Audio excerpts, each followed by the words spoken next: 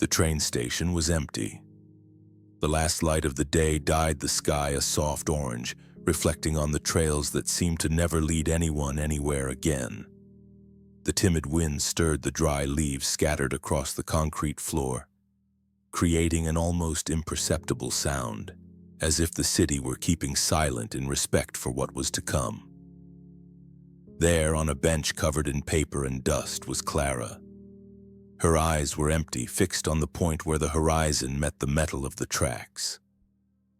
Her brown hair was tied up haphazardly, and her blouse, a little too loose, seemed to hide more than just her body. She wasn't crying loudly or uncontrollably. It was a silent, deep cry that came from within and seemed to echo throughout that empty space. It was an old, accumulated pain. She stared into space, expecting nothing. The station, with its never-stopping machines, seemed to be the only thing that still moved around her. Not her. It was an afternoon like any other, but Clara no longer knew what it meant. Her thoughts were a tangle of memories and shadows that could no longer be ordered. I just wanted someone to see, she thought, the thought like a litany that sank her a little deeper with each repetition. It was then that, unexpectedly, he appeared. A street dog. He had no breed, no pedigree. His fur was a mix of brown and gray, and he was dirty, as if the world had ignored him too. His eyes, however, had something different, something calm, as if he were a soul that had already learned the wisdom of silence. He walked slowly towards her, stopped at the edge of the bench, and without a bark or a sudden movement sat down next to Clara. The world continued to pass by. People in a hurry went on their way without noticing. But at that moment, Clara felt something she hadn't felt in a long time. Presence. A simple living being by her side, without judgment, without haste. At first, she didn't notice him. She was lost in her own thoughts. But when he approached, the lightness of his barely audible breathing made Clara, without wanting to, look at him. The dog looked back unhurriedly, without asking for anything, as if he knew exactly what she felt. And in that moment, something subtle but powerful happened. A connection. Clara, her vision blurred by tears, felt a chill. But it wasn't fear. It was something she had already forgotten. Someone is here. The dog, without moving from his spot, simply snuggled closer to her, as if to say, "I see you." The sound of the train approaching echoed through the station, but Clara didn't move. The dog continued to stay there by her side, unhurried, not wanting anything in return. He was the answer she didn't know she was looking for. Their story began at that moment without any big words, just with a silent, shared presence. Clara was always one of those people who went unnoticed in crowds, not for lack of beauty or charisma, but because she had the gift of hiding within herself. He grew up in a small town, surrounded by mountains and silence. An only child, the daughter of an even greater silence. Her mother had left too soon, and her father, even though he was there, never knew how to truly be present. She learned early on to keep her emotions in invisible boxes. She learned to smile when everything hurt, and over time she forgot the sound of her own laughter. In his early 20s, he moved to the big city with a backpack and the hope of leaving the pain behind. But what he found was the opposite of what he was looking for. Hurried solitude, buildings that drowned out the sky, and people who wouldn't look him in the eye. She worked as a clerk in a small neighborhood bookstore, the kind that smells of old pages and memories that no one reads anymore.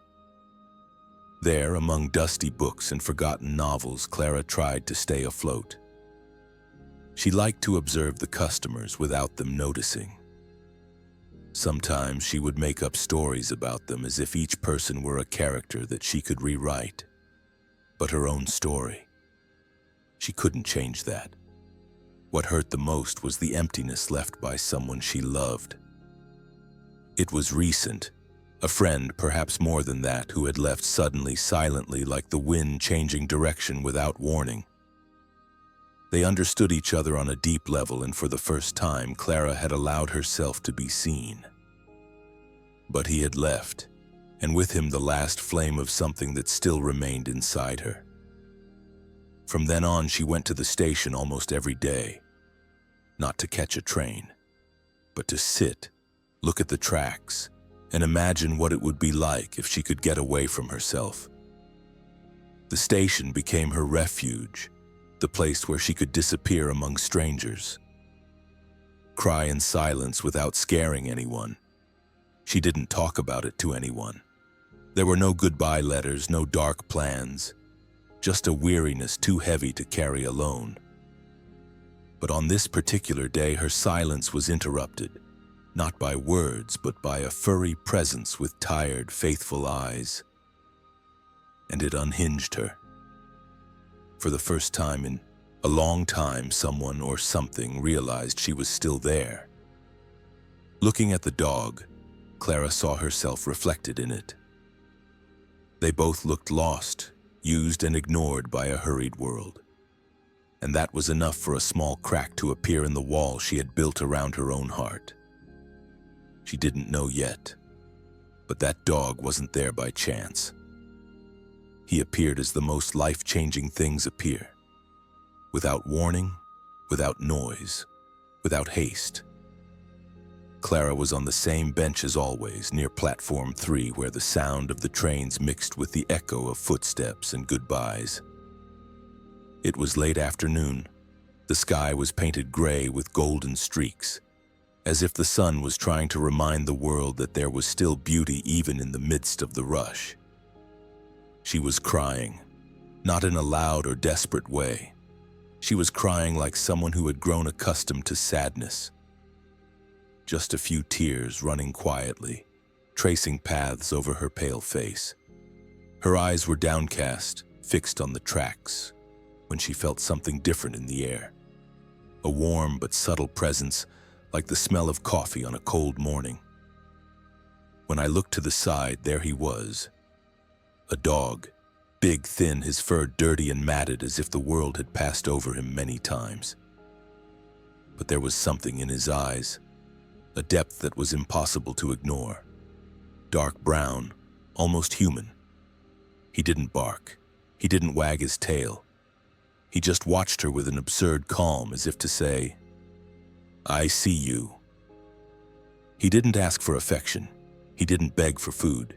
He just sat there next to her, as if it were the most natural thing in the world. Clara hesitated. She wiped her face with the sleeve of her coat, trying to compose herself. She looked around, searching for someone who might be the dog's owner. But no one seemed to notice her presence. Not the dog's, not hers. It was as if this moment had been designed just for the two of them. The minutes passed. The sound of the trains came and went, and he remained there, unhurried, undemanding, just presence, pure and absolute. Clara didn't understand why that animal had chosen her. So many faces, so many benches, so many possibilities. And yet, he was there. Firm, calm, like an old friend who, even after years of distance, knows exactly where and when to appear. She leaned forward a little. She looked at his ribs beneath the thin skin. He must be hungry, thirsty, cold. But there was no regret in his eyes, only patience. Then, for the first time in weeks, Clara spoke out loud. "You're lost too, right?" He didn't answer, of course. But at that very moment, a slight wag of his tail, almost imperceptible, was all she needed. It was as if he were saying, "No, I'm not lost. I was looking for you." That night, Clara returned home feeling different. Her steps were a little slower and her heart was slightly less heavy. And the dog, he went along, no collar, no name, but with destiny. At first he slept on the porch, curled up as if he didn't deserve a home yet, as if he didn't want to take up too much space. Clara watched him through the crack in the curtain, in the mornings when the golden sunlight began to draw shapes on the walls of the room. The dog, whom she now called Faro, as if it were the only word that captured his almost magical instinct to find, did not invade, did not bark, did not demand. He just was. And with that, Clara began to be too. He started getting up a little earlier. He put some food in an old bowl. He heated water for the two of them. And loneliness, that constant and silent companion, began to disappear like mist in the heat. But trust, that fragile dance between two divided worlds, is not built without obstacles. In the third week, Clara had one of those days. She woke up with a heavy heart for no apparent reason. The silence of the house seemed to echo louder than the noise of the city outside. She tried to get up, but her legs felt heavier. A photo in the frame fell, on purpose or by chance, and she tasted the past like rust in her mouth. Pharaoh came to her, but for the first time Clara flinched.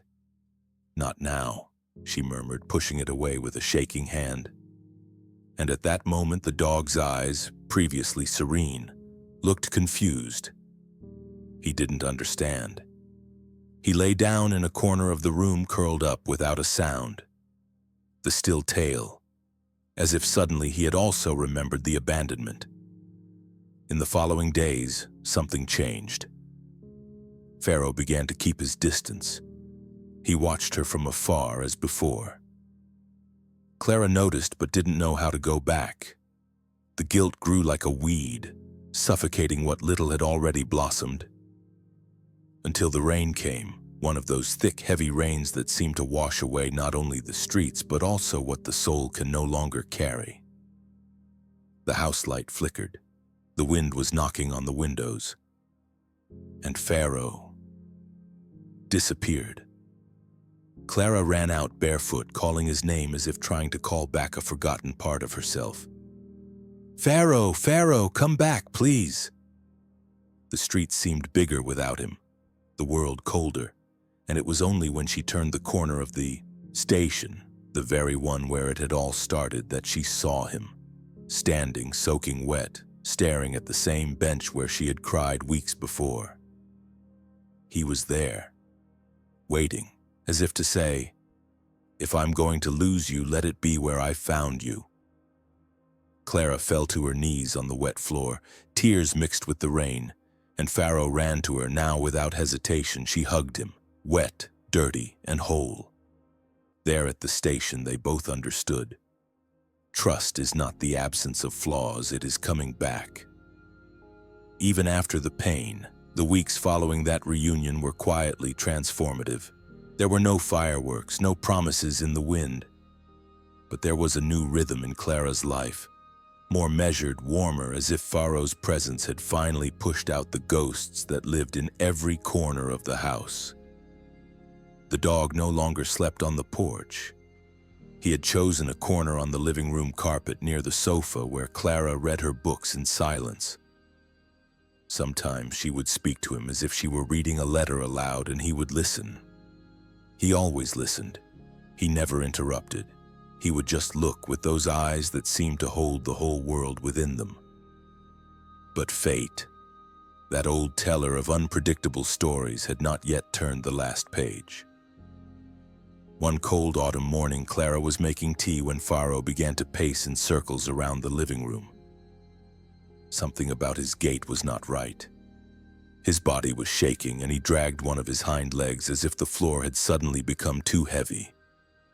Clara ran to him. She knelt down. She called his name, but his eyes, always alive, now seemed dull, cloudy.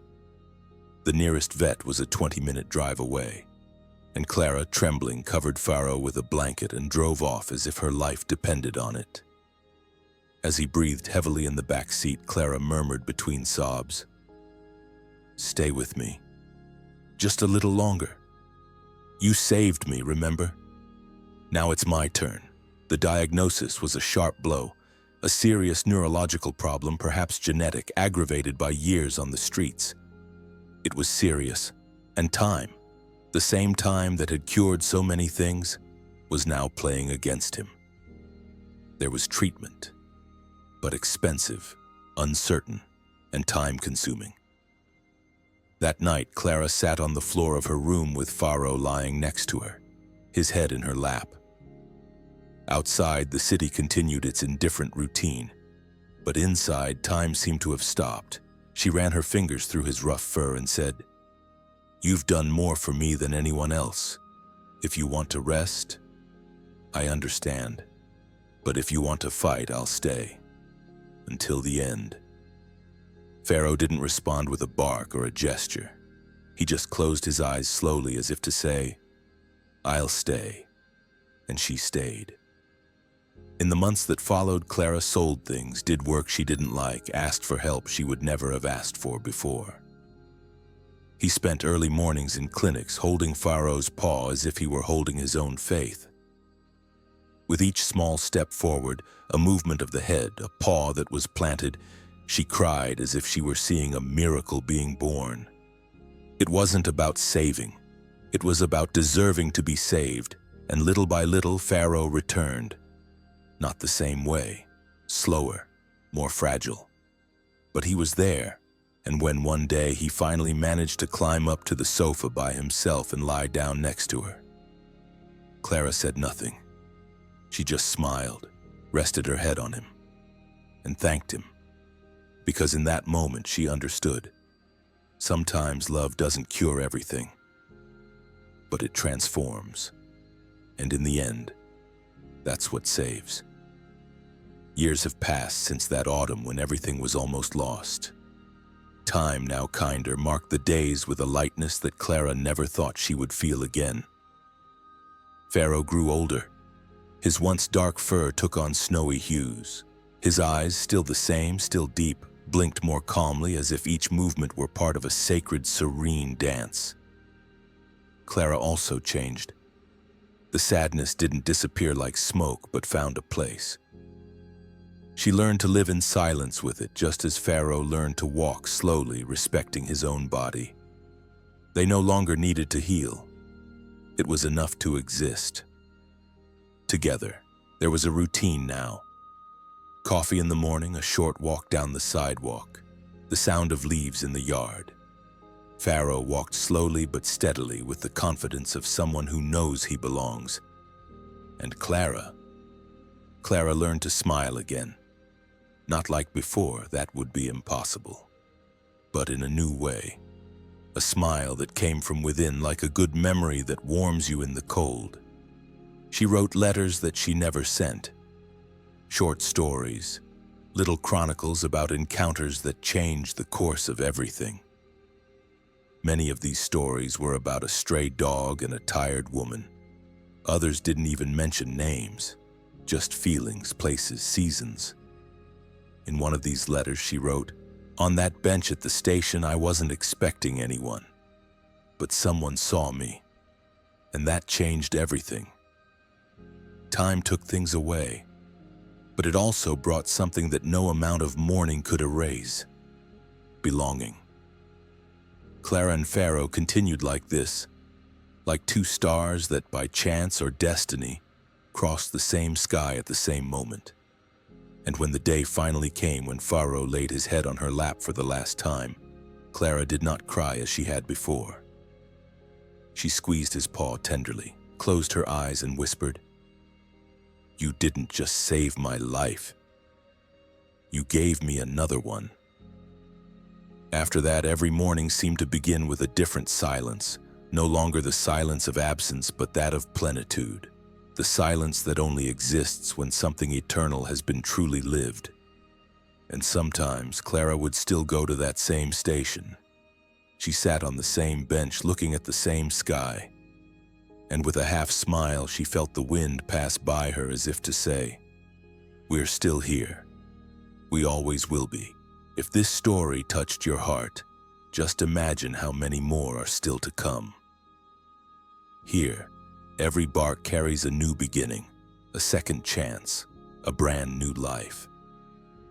If you believe in the power of dogs to change destinies, like mine, like yours, Then subscribe to the channel and leave a like, because together we'll share stories the world needs to hear and feel.